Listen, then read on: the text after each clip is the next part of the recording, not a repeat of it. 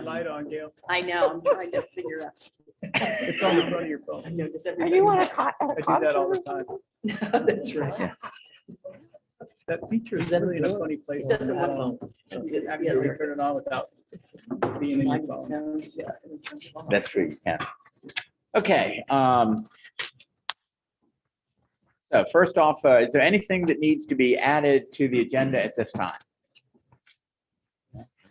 Okay, then I'd like to ask somebody make a motion that we approve the October 26th agenda as submitted.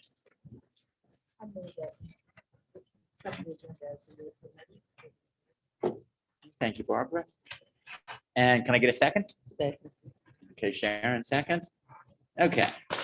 And now if I could ask that we approve the consent agenda consisting of the September 28th, 2022 meeting, regular meeting minutes, and the current pending deposited gifts report, and the statistical report as submitted. Can I get a motion on that? I moved to do all that you said. You moved to do it. Thank you. Janet, I appreciate that. And do we get a second on that? I'd second. Okay, perfect. Okay. So we are set to begin with those done. First thing, I guess, is whether we have a public comment. Anyone here? No public comments. So we can jump right from there into reports. And we are blessed today to have both Ruth and Clay with us. So who wants to speak? I guess I can go first, since I'm first on the list. So, Okay. So our activities at the moment are getting ready for the big book sale. We had a very overwhelming response to our book drive, so we have lots of books and other materials to sell. So, What was the date on that again, Ruth? November 4th. and 4th and 5th. so next Friday and Saturday. Friday evening at the same time as other Fourth Friday events, will be our annual meeting. We're about two-thirds of the book sale and the annual meeting. Ed Slippick, who is a local architectural critic, writer, professor at ECU, he'll be speaking about architectural the architecture of the library from its inception to the current building.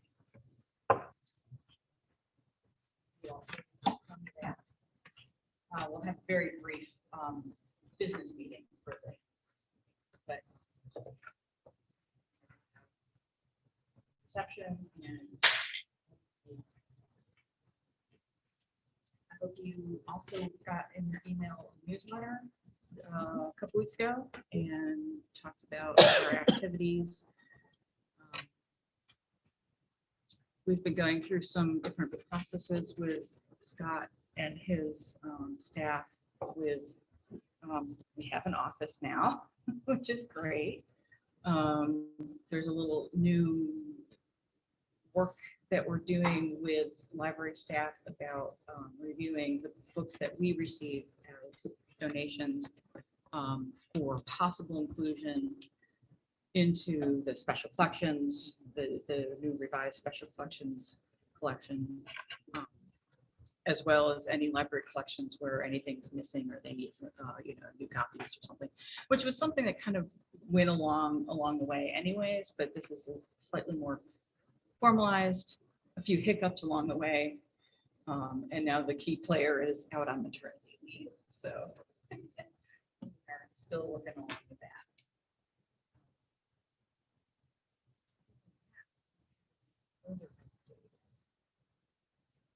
Ray, anything you wanted to add to it?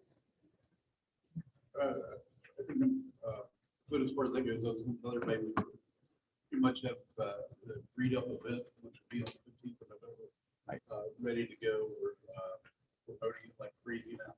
Got some marks and if you want to take a flyer and if you have somewhere that you can go, it would be a great place to post it. We've got a few here as well that you can grab that for the meeting today. But it's small indications we should have all together a good bit. Mm-hmm. Sounds excellent. Yes. And I also add that if anyone wants to spread across their social media connections, the book sale. That would be appreciated. And I'll just add, I don't know if I can be here on the 4th. I'm going to try to. I've got something else that day. But Eddie Slippick is really entertaining, interesting, knowledgeable, fun guy. If you haven't met him or heard him speak before, I would expect that this will be a really informative and like that, and enjoyable kind of a thing. It's not going to be too dry knowing Eddie. So great one to make it if you can. Susan, Foundation. The foundation welcomes new board member, Maria Juliana Villa. Juliana brings expertise in communications, and we are very excited to work with her and hope to introduce you to her soon. The foundation impact report is going out early next week in paper and shortly thereafter via Library Aware, so please keep an eye out for it. The foundation is hosting a reception prior to the Read Up Richmond event that will begin at 6 o'clock. And if you have not yet received your invitation, it's in the mail. And we look forward to seeing you that evening. On the grant activity and partnership update front, we'd like to thank Dominion Energy Foundation for a recent $6,000 grant. $3,000 is directed in support of the Young Adult Virginia Author Program, also known as YAVA, and $3,000 in support of the purchase of books for the RVA Reads program. The $60,000 RVA Reads expansion grant received from the Robbins Foundation is rolling out this month. We have a new job posting for that part-time position that went live yesterday. An opportunity to work with Ms. Crump in that expansion effort. The position closes next Tuesday, November 1st, at 11:59, and I'll be sharing that job posting with everyone who asked for it. And I would like to thank, as we're talking about RVA Reads, I want to thank Ms. Burton for joining our RVA Reads volunteer team recently in her daughter's classroom. And that's all I have for the foundation. Thank you. Any questions for Susan? Sometimes things are going well with the foundation. And you've added some other members prior to this new one. It's nice to see good representation in Richmond. Scott, I guess we're on to you for the admin report. All right.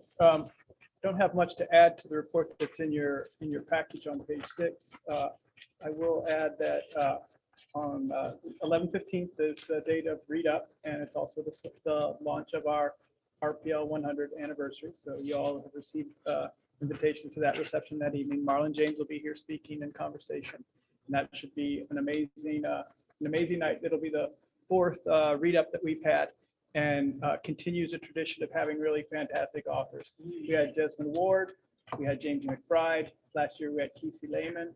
Kesey Lehman was just awarded a MacArthur Fellowship. So we have big name authors coming to this library, and Read Up is really a program that I think we should be very grateful for and proud of. And it's really only made possible through the efforts and the gifts of our foundation friends. And so again, I like to say all the time that it is probably one of the best author visiting programs in our city. It's hard to compete with BCU. Now they have some big programs, but ours are pretty good for public libraries. And so I'm very proud of that. And that'll be a great way to kick off our 100-year anniversary.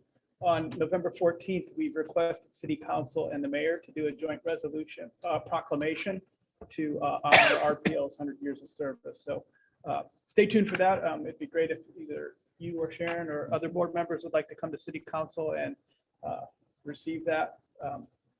That'll be on the 14th at 6 o'clock. And then last week, the Conjure revealed, remember the artwork that you all approved us receiving from the Public Art Commission? Yeah. That has been installed in the special collections room. So if y'all want to see it, we can walk over there after the meeting. It was installed, just kind of finished up last Friday. There's maybe a couple little things to do to it, but for the most part, it's in place. And the artist would like some more life added, so we're working on that. But other than that, it's up and in place. I do want to point out that circulation continues to trend up. we're a little bit, we're still concerned about door count and programs. Those are definitely not trending up as fast as we'd like to see. I'm sure some of you noticed that. And computers are going up, but they haven't rebounded to pre-pandemic levels. So those are some of the statistics we're watching. And then at the very end of your report here, there's an agenda for Staff Development Day that occurred on October 10th. We were closed that day and we had staff in and had a really great program. A committee of library staff organized it and it went very well. So hopefully we'll continue that tradition. So And that was for the whole day. that's for the whole day. Yeah. It looks like it was fun. Yeah. Some of the highlights were There were lots of food. lots of food. We like to feed people and keep them comfortable as they're it's our one chance to come together and put a voice and a name to a face, because a lot of times we don't have an opportunity to come together as a group, and just being able to connect with people in other branches and other departments is really good. Gave them an update on what's happening in day-to-day, strategic plan, master plan, all of the fine work that you all have done over the course of this year. So that was very well received. There was a question and answer. They asked Clay and I questions. We set up on stage and answered questions. That was a new thing for us. And then we had Library Jeopardy, which was appreciated and challenging for staff. There was all questions on who was the longest serving library director. So it was good. And then birthday cake. So they have to celebrate the 100 years. Not often you turn 100. So that's been fun. And you'll notice on the same page, on page 18, remember we talked about a logo and I got your feedback. We went with the logo with the swoop and the movement. And so that will be the logo we're going to use for the year to celebrate the 100th year of library service. So Did you add a TH that wasn't on the original? It looks better if it wasn't. I just. I think we added a TH. And You had to make it You will 100 rather than 100. yeah, and yeah, I think we added the TH, and you'll see this appear in all different ways. It'll be in different colors, but that's the way. And I Looks believe good. in some ways, we're in some, you may see a tagline that says Centennial Celebration. Okay. So I really have to applaud staff. Everybody had input into that. You had input into the helping us find the best one and coming together to plan activities. And so we're kicking it off, and it'll be a big year. So you should celebrate 100 pretty Absolutely. in a big way. So Who is the longest running library? I'm going to have to say Howard Smith, because Howard Smith was here from the 50s until What about about 83. was it Ayers? Ayers was here a long He time, was here but twice, wasn't he? yeah, he had to leave because they weren't paying him enough money. So he left and went to Texas, and then they honored his salary request, and he came back. It's a very interesting history. There's been about 7 or 8 library directors in our 100-year history. I think Howard Smith was one of the longest, and Ayers was the beginning one. So It's interesting information, but I want to point out that we don't want to think of Ayers as being a precedent. Okay. There's no, yeah. okay. So I think it'll be really great for us over the next year to, reflect on our past, see, we're telling our story of our present, and we're really painting a nice picture for the future. So. Great, thank you. Any questions for Scott?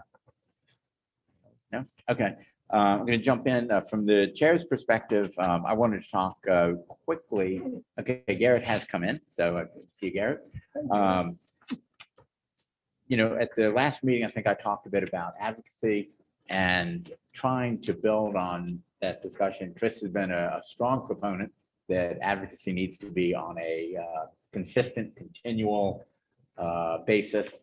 And Garrett has agreed, he and Sharon, to sort of lead a task force on that. And I'm going to leave that very much in their hands to start putting together how they want to do it. The main focus that we talked about yesterday was following that report, that presentation that Chris sent out. If anyone needs to see it, I've got a copy of it with me. But some of the things that you hit in there on sort of the ALA idea, the presentation to the ALA on how do you effectively do it? How do you get around the issues of conflicts of interest that library directors not being able to lobby really because of the, got to employee of the city as well as reporting to us, all those kind of things. And what we've come up with, I think, is a nice concept that Garrett's going to flesh out, and it's going to involve Garrett and Sharon. Occasionally, maybe some of the rest of you, as Garrett and Sharon feel they need to be capped. But they will be the two primary faces from the board on this. Combined with that, they're going to go out and bring in some community members on the task force. They won't be board members here, but there'll be people who can help plead our case and sort of toot our horn a little bit. And maybe I should say tooting our horn first and then pleading our case. Because what we really want is them out there saying how much they value the library, how great it is that their preschool can come over and use the library and what they get out of that, how wonderful it is that there's an after-school tutoring program that helps the kids from blank school do it. Those types of things. And then gives the ability to say, by the way, we need an extra, $1.5 million next year so that we can do more of this type of thing. So I think Garrett's got a really good understanding of it. I think between Garrett and Sharon, there is nobody in city administration, city political circles, city education circles that one of them doesn't know. And I will say, we spent about an hour and a half yesterday. I took too much of Garrett's time. And at the end of it, I thought, boy, I don't even know some of the names, much as know these people. And Garrett has just a really beautiful working relationship with a lot. And I know Sharon has very much the same with the school system. And so I think that's going to work out well. It's also going to give us something. We don't want to cut out the great relationships you guys have built with your city council members. We were very successful last year with doing that. And my thought on this, and Garrett will decide on this more, is that as people go out to make approaches to their city council members, it might be, say, Janet, you've already met with your city council reps, that you and Garrett go to do that, or Chris and Garrett go, whoever. So I think we still want to keep that relationship that we have, but we want to have either Garrett or Sharon on every one of those meetings so that we have a consistent message, and that they will come up with what our message is going to be for the coming year. They're going to put it together in sort of a probably a bullet point type of a thing initially. And then we're going to sit down with the absolute guru in that area and get Chris to help polish it and make it look right. She's agreed to do that at the last meeting. She may be shocked and have forgotten that, but she really did. So we'll put something out that then everyone can use, and we can sort of work for that going forward. I think that ties in really well with the 100 also, because publicity is going to start with that. And the sooner we have that message as to what we want to talk about going forward, the better. So it'll work well with that. Any questions on the advocacy at this point? It's very, yes, sir. I'm wondering, once you kind of formulate what you want to say, Mhm. that you would share that with the friends. Absolutely. Friends and foundation both. And in fact, Garrett's probably going to be contacting friends and foundation people to say, who do you know at blank? What contacts do you have? Because this is across the 3 boards and just the people in the community who value the library. So who haven't said, well, I'll serve on a board, but might be willing to say, yeah, I know blank. I'll go to a meeting with him or her with you. Somebody who doesn't want to commit to doing something every month or every 6 weeks or anything like that, but is willing to come out and help out with an occasional or one-time thing even. So absolutely, we want to make it a very broad net that Garrett can do it. And the reason we set up with 2 board members, quite honestly, instead of more than that, is, and Laura, cover your ears maybe. No, is to make sure that we can have a lot of flexibility as far as the not noticing meetings each time. We have 2 board members meet, that's fine. If we have 3, we've got to actually post each meeting and so on. And we just, I think, need to have more flexibility to move than to do that. So I won't be sitting in on those meetings unless one of the other 2 is not there for some reason, for example. Or when we do want to have a larger group meeting, we will have to notice that and do that when it goes beyond 2 of our board members. We can have as many outside people at those meetings as we choose, however. So that helps. I have a question. Yes. Is this a part of this This is a part of the advocacy. I'm gonna let Chris talk about this. Okay, okay, this is yours. Yeah, Okay, yeah. all So it does tie into it, but I'll let Chris explain. Okay. The other thing I wanted to touch on, and we're gonna hear some of this in the facilities report. We have had, we're rounding on 10 months, Janet, Gail, about 10 months since the, February 15th. okay, so Since what? 8 months. Since we, got the draft of the plan. we're really at the point where we're hoping to get the master plan first draft, I'm not first draft, for the first step in the master planning process, that document from the architects made final, as clean as possible. And I think we're gonna have it before the end of November in our hands. Okay. It is not going to be quite as perfect as Gail and Janet would like, I suspect, from having talked to them a little bit. And I think what we're gonna have to do from that is add some documentation from the board perspective to maybe do a little bit better job of explaining the needs. Okay, I just, we'll see. Let's see what it comes in with. But we need to have this all wrapped up because we're going to the CIP fairly soon. We can't come in there at the last minute. We don't want to be in the spot that we were in. No one's fault to that. But we were in when the American Rescue Plan money came out and we didn't have something ready to go. Not applying, allocating fault or blaming anyone there, but just we want to be ready for anything that comes up, and we want to, start pushing on the CIP this year. I don't know where it'll go, but there's no reason to let that drag another year before we do it. So we need to do that. And with that, and I haven't talked to anybody other than lightly, I mentioned it to Garrett and I mentioned it to Gail on our way in today. We ran into each other on the I don't know what you call the area in front there. Anyway, the area that's covered out front. And that I think that one of the things the board, we have been really focused on sort of helping get through COVID. We've been focused on getting a really good strategic plan together, getting the master plan moving. Cheryl and Scott and the team have done a great job of keeping the facility running. We've been sort of aware of all that. What we haven't talked about, and I'm not sure we need to do it now, but I'm going to throw it out and suggest that everyone start thinking about it, and then maybe in the beginning of the year, that we consider whether we need, when we talk about the CIP, to also be discussing changes in the branch structure. We've been in the spot where we did a good job with renovating the branches, and Gail led that 6 years ago, finished the last one 4 years ago, maybe? Six, Oh, eight? yeah. Finished the last one 4 or 5 years? Yeah. West End, right. Some of those, we did everything we could do. Belmont being the primary culprit out there, it's cleaned up as much as it can be, but it is a woefully inadequate branch for serving the museum district, the Fan, and now Scott's Addition. With the growth that's going on in all three of those areas, I just think we need to be starting to think about doing something there. And whether, I don't know what the answers are. I just think that it's something that we as a board need to be very aware of and come up with ideas, kick them around here, and then start figuring out how we ask the city to help us do something about that.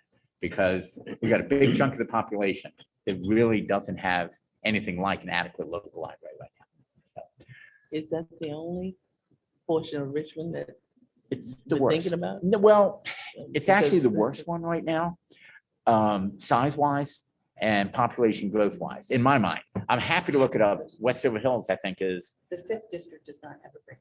it doesn't. No, and Southside, the branches are not accessible for all of them. They're spread, Yeah. they're spread, but they're not where concentration of growth is happening up at Jeff Davis Highway, Southside Plaza Way. Yeah, I mean, You I know, guess Yeah, is it's- that yeah, Broad it's a Rock challenge. doesn't really cover us enough there, I guess. And We Hall may need Street to- either. No, whole street, yeah. Transportation is an issue.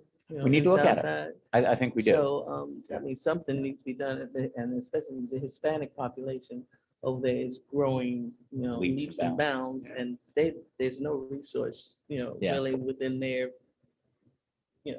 area of transport and so forth. Yeah. Well, Sharon, I think that's a very good point.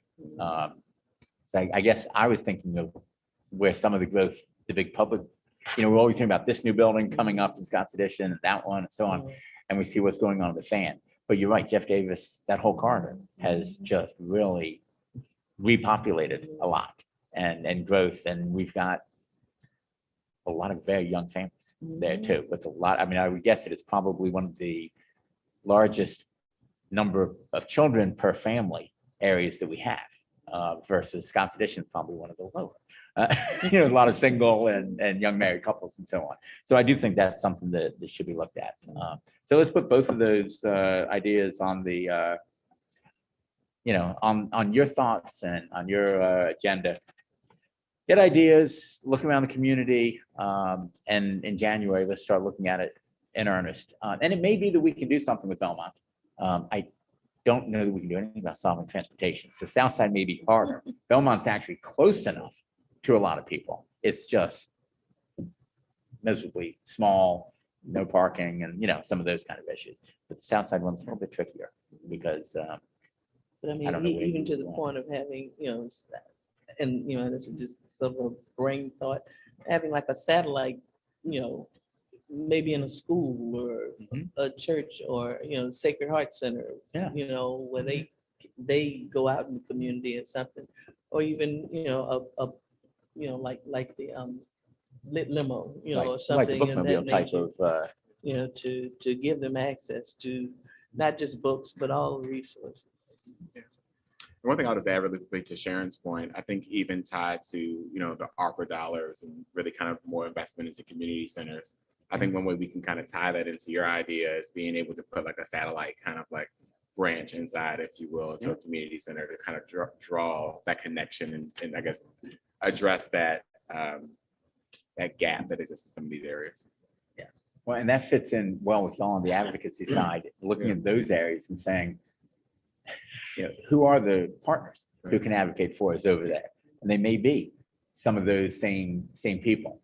But yeah, in Sacred Heart Center, in one of the city-owned community centers, makes a lot of sense in my mind. I think we had kicked around the idea of having a mobile operation one time, and we sort of shelved it when COVID hit. I think that needs to be looked at again.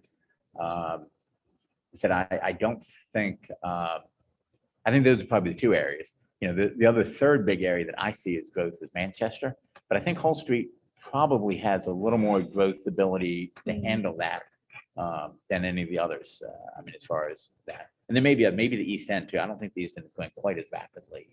The other thing that might be an interesting thing to consider, and it's being done in systems across the country, is working with developers. If a developer, like in the Scott's Additions bid, if they had an enhancement of, and we will for free build you a library, that it's an effective technique in some areas in the country. Oh, it absolutely is. Yeah, I mean, they're bringing in a lot of people who, it's just like it puts an additional burden on schools. It puts an additional burden on the libraries, and they often do proffers, whether it's cash or land or actual building something. But I like Sharon's point of, let's put everything on the table, Right. whether it's, there's all kinds of deals that could be made, and one deal for Southside may not be the right deal for Scott's Addition. Let's just see what our choices are. Okay, so those are the big things that I had. I want to start us moving into looking at the future of the library. We're going into this next 100 years, and we're thinking of Maine as a lot of it, the renovation here. But the branches actually, they have, if you take out the online, they account for more than 80% of our business. And there are They're important. community facing They are. institutions. Right. Yeah. Now, Maine obviously gets a little bit of a benefit in that it's becoming a branch, as opposed to just Maine, in that there are more and more residential visits, people who are living closer to here. So Maine has to do, the local branch for people as well as the main branch for the city. But I absolutely agree with you there. Can Okay. I ask a Yeah. question about What is the problem with the architects not giving us a plan that meets our needs or, what we would like? I mean, it's this debate. We're gonna going throw on this or to Janet something. and Gail. We talked about this so much. I think the bottom line is that the person assigned to us, Delia, is a good architect, but she's not a communicator and not a writer. And the things that she sends us, you just kind of roll over wondering, how can anybody send this stuff out? So we spend a tremendous amount of time revising, correcting, sending them back. And they've been paid now. So that's another thing. So this next Leverage draft is gonna on. be the final, whether we like it or not. I mean, there's And no way we can request well, they another consider, project they manager? consider it proprietary, so they will not send it to us in Word. So anytime we send a correction, my first round was, page 1, paragraph 2, line 3, change quote this to quote that. That's the only way we could communicate. We didn't have a document that we could revise and send back in the 21st century. So it's been exasperating. And it's spent a lot of time with Scott and Jen, redrafting stuff, Susan? and Susan, just, redrafting things just to get it back to them. Then they have to rekey it. It's just a waste of, the process has been exasperating. But we've learned a lesson, and the next round, we will not select these architects. And I'm sorry, I'm speaking up for Janet and Scott. No, that's It's just, fine. Matter of exhaustion and the frustration. Y'all are very nice.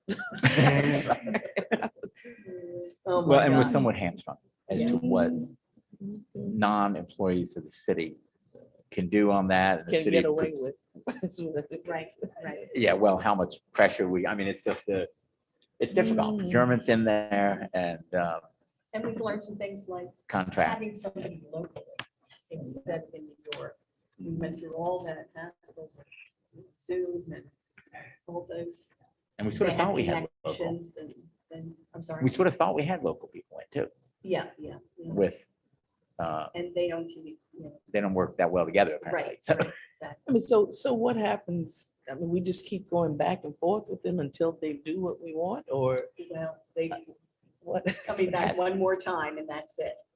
And then we'll have to accept that and move on to the RFP process for a new team to go into the next stage. And basically start over again. one of my concerns, and Gail hasn't voiced this as much to me, and I don't think Janet said anything about this to me. So I just don't think that the architects did an adequate job of explaining the need. That in their document, that it really doesn't have what's in there to say, yeah, it's worth spending X millions, X tens of millions of dollars to do this because we've got problems to solve. It alludes to them, but I don't know. It just, when I heard them speak, when I've seen some early documents on it, it didn't seem to do that well. And I think we may have to do that because we've got to make a good argument for the CIP dollars. And, part of it is something as simple as, and I mentioned this to Gail earlier, as the stacks, or the, what do you call it? The cage, the ones in the center of the building. It's a great fire hazard. And I mean, all of us got copies of the library book, and probably most of us have read it or at least skimmed it. And, as you read through that, you just realize what a risk that is right now for this library. And there's very little we can do about it with the current structure, the way it is. I don't know that that's highlighted in there. I don't know that the issues that we have with people, as Gail was mentioning earlier, out to me, people outside, using the overhangs as a, sort of a Hotel Franklin, I think was her phrase. Not that we want to push people away from the library in any way, but we also have to maintain the library in a way that people don't feel afraid to come in, that there is, it's clean and maintained enough that, and Cheryl does a great job of making sure that happens. But that entails frequent power washing and other things that have to go on that, so I mean, these types of things are not necessarily in that report. I think we are going to have to put together something from the board that goes with the CIP to say, here's why we really need to do this. Okay, it's not just, oh, well, another city building needs to be renovated, it's old, but there's this emergency to it. I mean, do you all have a list of the complaints or issues with the current one that we could use to develop this is what needs to be done, period, kind of Well, we have document or plenty of something? words. The issue is getting them formatted into a polished professional. Right. So, and So we can go I on haven't and, heard lately. We may so have. can we go on and give the facilities report? Yeah. Okay. Okay. Yeah, let's jump to that. So let's just jump to the facilities Mm. report, and I can update you on all of that. By November 10th, the architects will deliver their final report. And it won't be the perfect report. It's not going to be this report that's going to cover all of these details. Again, this was the master plan, and the master plan's goal was to identify critical issues. Dream big, think about what we want to have, identify problems. So things like parking, historical nature of the building, collections, do programs, look at the data, do some surveys. All of that stuff was done in the document. And the city's process in the CIP plan is quickly, they require you to do a master plan, then you do a design plan, then you go to bid, and then you construct. Those are the 4 big steps of the city's CIP process. So after we receive this master planning document, we'll have achieved this first step in that process. There will be many things that we're going to have to do again because we've raised them. And in many ways, this is what the purpose of the master plan was to do. Raise these big issues, talk about big things that we can do, dream big. And we're going to come out of this with those ideas, with all that feedback. They've also given us a cost estimate based on that image, so a cost estimate. So now what the CIP process has is they have a place to begin. So they can say, okay, $70 million is what we're looking at right now. That was a number that they have that they didn't have before. So now we can present this information to this process, which is beginning. We're giving them that information and they will evaluate the project based on that. Because ultimately, the city owns the building and the city is responsible for it. And the lion's share of all of the funding, for the most part, is going to come from the city to renovate this building. So the master plan is, it achieves all those things. It hits all those marks. Would we love it to be more beautiful? Absolutely. I wish it would be this magic bullet that would answer all the questions. We'd all walk away, going into design development. This is what we're going to build. It often doesn't happen that way. And so I listened to what you all said at the last meeting. Hey, don't let perfection be the enemy of the good. And so I carried this back to them and said, hey, look, let's just get this document done. We'll have all of the data. It'll be a testament to all of the work we've done for the last year and a half, and it will sit on our website. It will be available to everyone to see. I'm confident it's going to move us forward.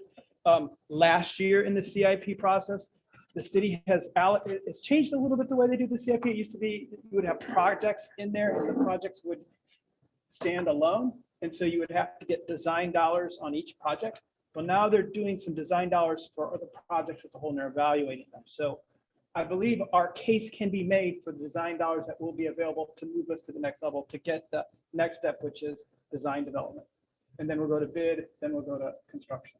So we've achieved basically 25% of the goal.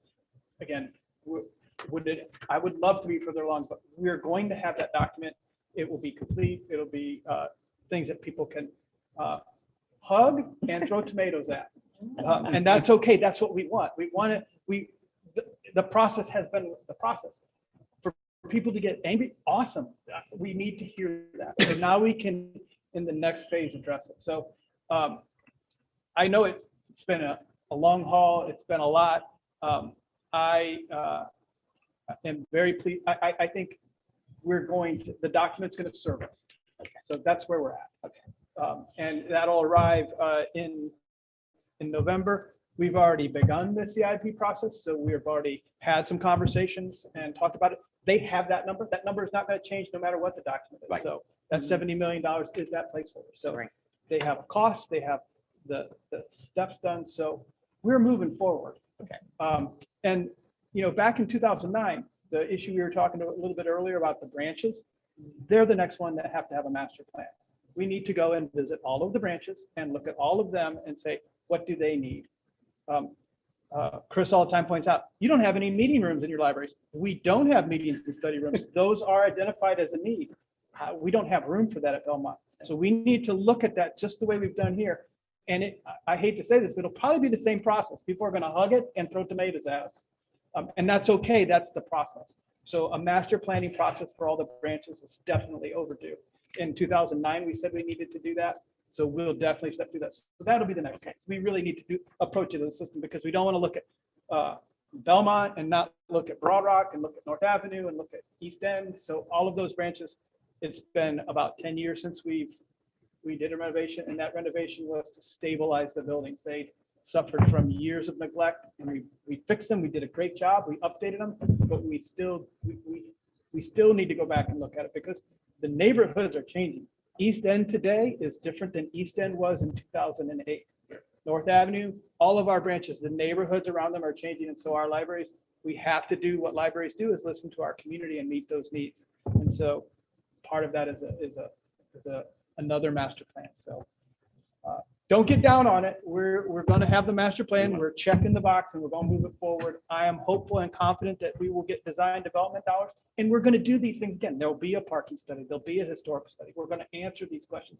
It's awesome, actually, that we brought all these problems to the top. We opened up a can of whatever, a mess. And so now we get to sift through it. So I'm hopeful in it. We'll have that plan. We'll put it up on the website. We'll continue to take feedback from the community. So I think it's going well.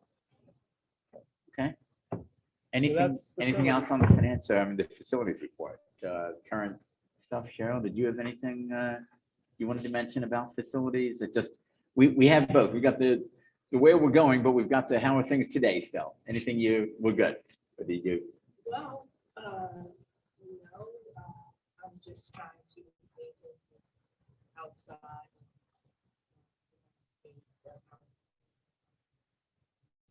Fire retention projects that we have going on. Updating the mulching and whatnot. So if you see some signs that are not, just bear with me and we're inputting Okay. our landscape contract. In fact, he was at North Avenue today. It was really, the new landscape. I'm just doing day to day. Okay. Thank you. The, Well, I think most of us went to the last meeting in North Avenue. oh yeah. If you didn't get a chance to look around outside when you were there, if you didn't get there, you've done a beautiful job. I mean, that is just really transformed in a lot of ways. And Scott and I talked about it after the meeting. I know there's a lot of work went into getting the wavy sidewalk. But it was well worth that extra effort, and just the library really, that's almost ahead of where the neighborhood's going a little bit. It's like, instead of trying to catch up right now, we're with the neighborhood as it renovates there. It's really been a It's great nice. relationship because our partners, James River Association, DPU, Arbor Day Association, we've been able to partner with our community partners to address a stormwater issue, but also beautify our libraries. And we're much stronger when we partner with our community efforts. And this project continues to grow. We are going to start on East End in January. There's a stormwater retention project. There's a design that's going to roll out in East End starting in January. And then we're going to look at doing Gidget Park. So we're not only beautifying the landscape of the building, it's also a purpose of mitigating stormwater, which is a critical issue that makes the James our most valuable asset even better. And so we're just going to continue that effort. I bet so far we've probably been able to, between all the groups, probably $500,000 has gone into this, probably more. And if you want to come out this week, we'll be planting extra trees at North Avenue, Broad Rock, and West End. So if you want to come out and dig trees, we have an opportunity for you to do that. Okay. Let's sort of move back up the list. We jumped over Garrett and the finance. And by the way, I'd like to congratulate Garrett. I had just a dickens of a time getting a hold of Garrett for a couple of weeks. And it was my fault completely, not Garrett's. I should have noticed that his email had changed in one of the ones that went out, and I didn't. But Garrett has changed jobs, and he is busier than can be. But what is it? You know, the old saw about when something done, give it to a busy person. So Garrett, along with advocacy, you still have finance. Thank you. Well, I mean, not so much to add here. I'll turn over to Scott. Maybe he has more color related to finance, but from a budgetary perspective, we were still on par and on budget, so nothing glaring there, which is great. One thing I did want to add is from an advocacy perspective. One, thank you. I'm super excited to be able to lead this effort for the board as we go into 2023. I think, one thing I wanted to say is thank you to Chris. You have been amazing. You've been a partner definitely last year and a lot of advocacy things. I think we did some amazing work as a board collectively. And I think we have so much more we can do as we go into next year as well as a team.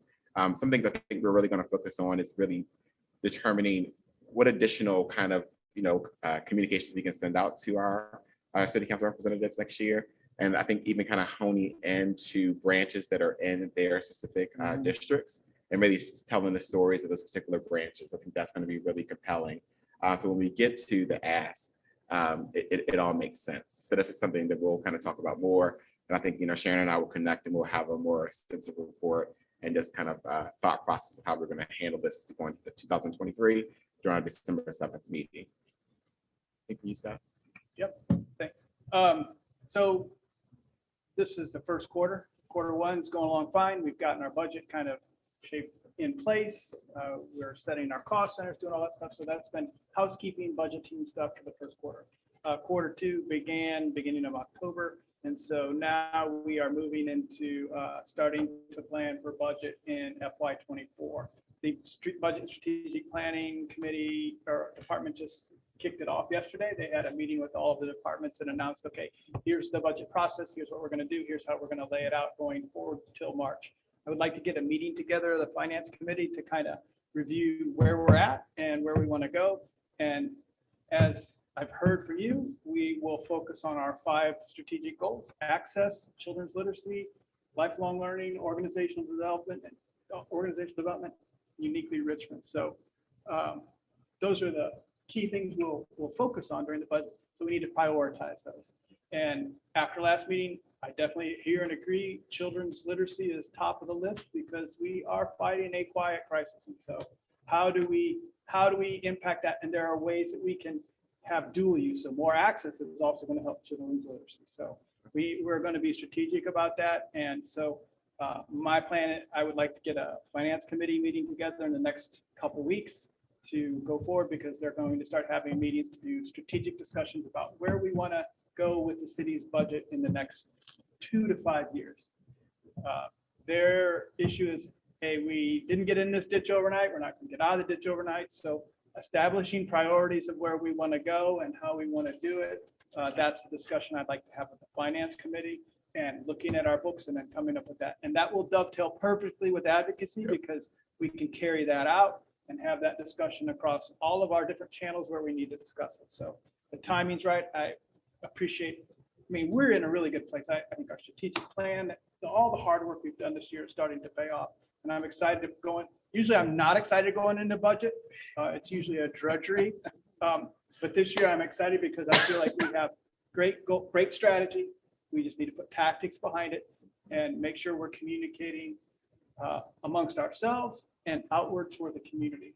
And I think we have some great opportunities, and we have a wonderful team to work on it. So that's where we're at really with the budget.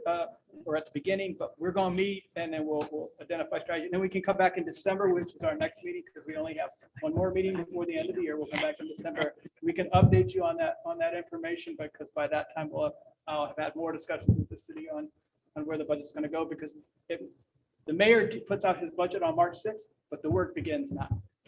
It actually never stops. It used to be in the olden days, we would end on June 30th and the new budget would start July, and we'd have a little bit of a break between August to September.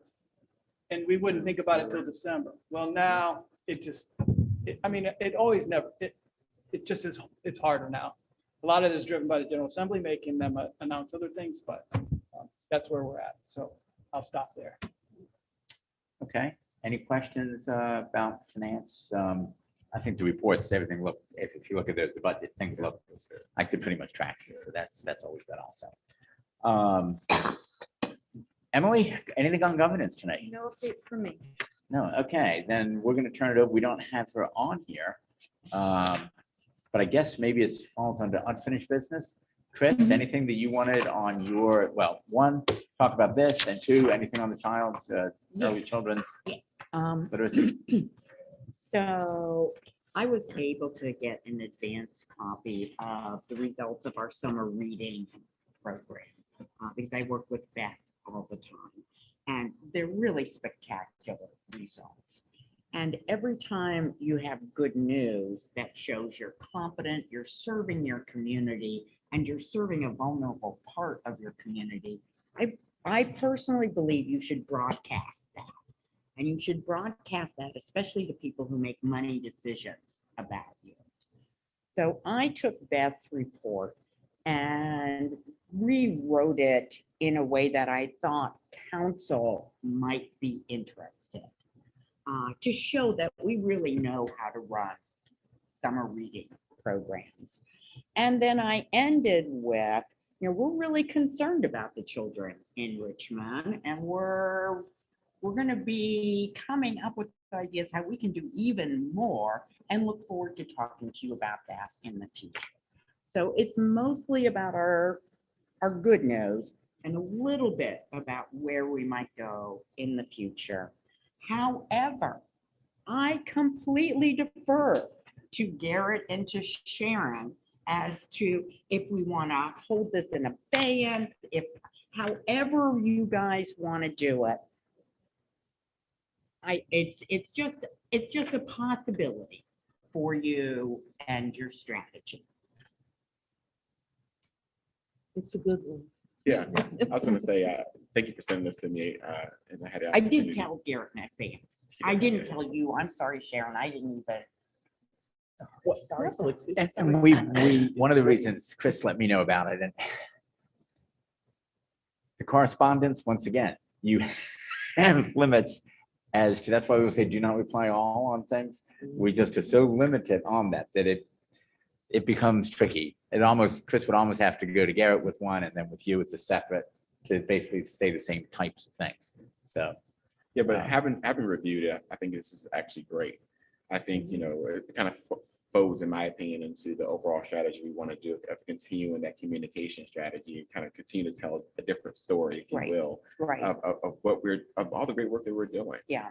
So I would 100% support this going out, as soon as possible. Okay. So we can make sure that we can, because I want them to, as soon as they get to March and they're just like, I remember getting that email from Chris. I remember getting that email from Bill, getting that email from Sharon or Garrett. Yeah. And, they're going to be like, okay, we need to make sure that we're investing in it because we know the stats already. Right. Of where we are and where we need to get Okay. and the dollars we need to do to get to the next level. Okay. Okay. So if you guys are okay, I would suggest the next step is Beth Morris is going to get me pictures of adorable children, because this is the facts. Yeah. We need something that has heart in it, because heart is how people make decisions. So I'll get some adorable children pictures to put in this, send it to Jonna. She will distribute it, tailor it, ignore it. Each one of you knows who your council person assignment is. Do whatever's right in your point of view. But we look good based on this. So let me encourage you to ponder. Yeah. Sound reasonable? Only one thing I would add to that is if you get it, you make changes to it, you send it out, send a copy to Garrett. Yes, Or Sharon, yes, just. Yes, to- yes. So they Excellent. Yeah. Excellent. know what's happened and they can follow up and build it into their plans Right. as they go forward. Build it And same into with the- responses. I mean, in general, I guess I'd like to ask, if you have anything that you do with your That's fair. city council people or anybody in the administration, that what you send out to them, what you get back from them, pass it along so that Sharon or Garrett knows what's going on in that. Absolutely. Even if it's, sort of boilerplate back from the councilman's aide, you think, boy, he or she really didn't pay much attention to us. It's still important information for them to know that Well, they're looking for things to send out to their constituents. they are. They are looking, I mean, this has a two hit. You hit the councilman and then they put it in their newsletter and the community gets to see it. Yeah. Right. I was surprised by that. I bumbled through a thing at West End meeting, the first district meeting. And the next day I got a email from the council liaison asking for some summary of a couple of things because he wanted to put it out in the Right. newsletter on that. Right. So a whole lot more people saw it in the newsletter and came to that meeting. Clay will tell you that they were less interested in hearing about the library than from Colette McKeechin about crime or from DPW about the streets and so on. But it still gave us a chance, and they're seeing our information again. So you're absolutely right.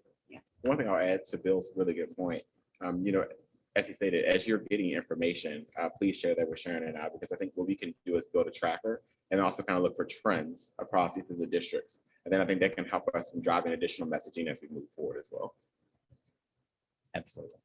Could I just add, I mean, Chris and I coordinate because we're both in District 2, Right. so make sure you're not sending two people. same who are thing. not Right, sending the same two of y'all letter. get together, figure out who sent it. I guess from both, maybe from both y'all or something goes to. Yeah. And when you send them on to Garrett, like I said, send to his shift med email, not wait for it. He's got a beautiful promotion and step up there, but it is a different email, so different company. Chris, anything else you want to talk about? Not yet. I will tell you that I'm working, as in I take notes and Beth talks about what we could do as we accelerate early learning. And we've got some really fabulous expansions and new initiatives being developed. So it's a work in progress. I will tell you more as we get things more defined, but it's really cranking along. You're all going to be delighted to see what Beth has come up with. That sounds great, Chris. Thank you. I'll mention that we do not have, because of Thanksgiving, whatnot, we have our November and December meeting combined, looks like this year on Pearl Harbor Day over at Hull Street. So December 7th at Hull Street. Anything anyone wants to bring up? Any new business? I don't have anything on there. Yes. Something, I guess Sure. it would be under old business. but, Okay. Some time ago, there was a mention of having laptops available for people to check out. What's the status? So of we have the that? laptops, we have them configured and set up so that they can't be wrecked. So we have, I believe, 135. I have a policy, we adapted the policy that we used to use for the notes, so that policy is ready to go. And so we're ready to start sending them out. Each branch will get 15 of those in the coming weeks. So just about ready to go out. Okay. And how long is standard checkout So time? you'll get a 2-week checkout and they'll have to bring it in to renew.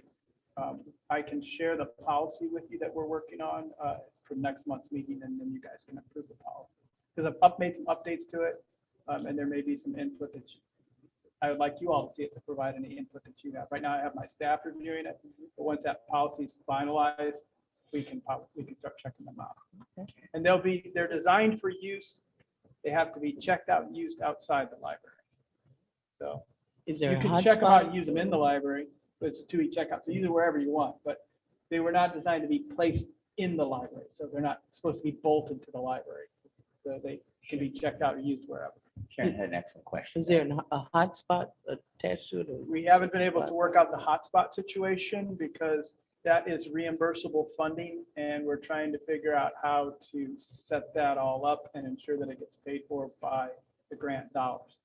You follow, so I don't have the resources in my budget, so I would have to set it all up and then get the dollars afterwards. So we're a little bit reluctant to do that until we can figure out all of how that would work.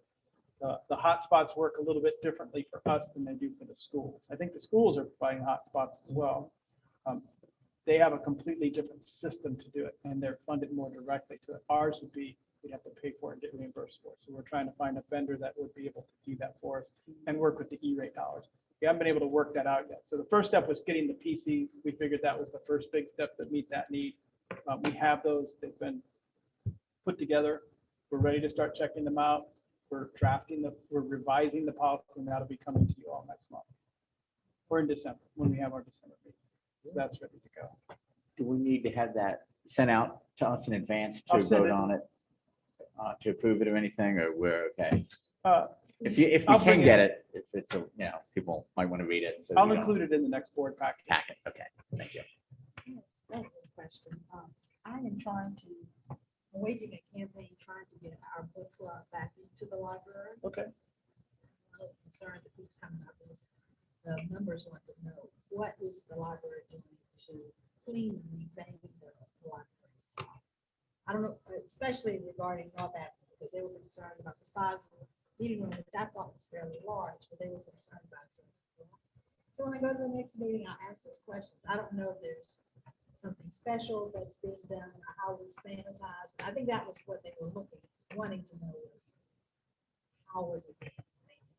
Well, we have Lysol wipes, disinfectant sprays.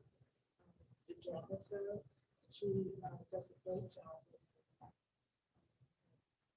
Wiping down tables and the staff needs to do.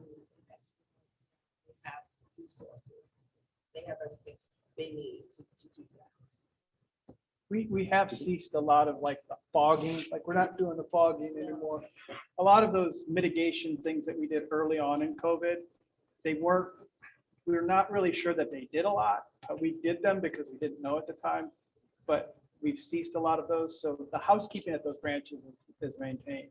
The thing that we've been monitoring is the COVID level, and right now we're medium or minimum. We've really gone down. So there are less steps that we are doing as an institution. We're maintaining our regular housekeeping facilities, as Cheryl said, and if things happen, we have access to those. We still have masks that we can offer to people who are uncomfortable in the space. We pulled down the plexi screens for now, and those are being held back. So we're not using those at our desks anymore. We've, for the most part, gone back to basically situation normal, heightened. Those cleaning things kind of have mainly ceased. So Let me ask, I didn't realize, do we have a lot of book groups that had been reading the libraries that haven't come back yet? I think we've had a lot of people that still haven't come back. There are many people who are still uncomfortable coming out, and I'm sure there's a sundry of reasons for that. I'm So- just wondering, I don't know if it's in the budget anywhere, but for something like Barbara's group there, could we say, we want to invite you back into the library and we're going to have pastries and tea and coffee or whatever, and just sort of host a little bit of a back. Yeah, we'd be happy to do that. And also the gentleman at that, Craig, has been very accommodating. And, Yeah. Came out to meet with us. Attempted to come out. Uh-huh. But anyway, he is very, very positive about trying to do just that. You know, and he offered coffee and other things to get them back, you know. So, Good. yeah, so he has done a good job of doing that. But the housekeeping piece came up at a different time, so I wanted to be able to respond to that. And we have Corral as well, hand sanitizers. We have hand sanitizer still out everywhere. still out. Yeah, and we're offering masks for people who may be uncomfortable. We're really kind of letting folks choose their own kind of COVID mitigation and how they're handling it and really following health department and city protocols, really. You know, gone to, but didn't you go to the highest level filtration on the air, HVAC, as you could or something one time? I don't I don't know. remember. We had a lot of discussion Discussion about I those can't remember HEPA where that went. HEPA filters. I don't know that some of our. Some heating can't and handle it, Yeah, because it's like stopping up your Too much, HVAC system and that will break stuff. But we've done as much as we could. We've Yes, done- he yeah, does yeah, yeah. do they did as much as they could. Yeah. Thank you. Other questions of the business before we wrap up? Okay, I'm going to ask for a motion to adjourn. Move to adjourn. Okay, Gail, in a second. Second. Okay, Chris, all in favor, aye. Uh, Okay, opposed, no, we are adjourned. Thank you. Thank you.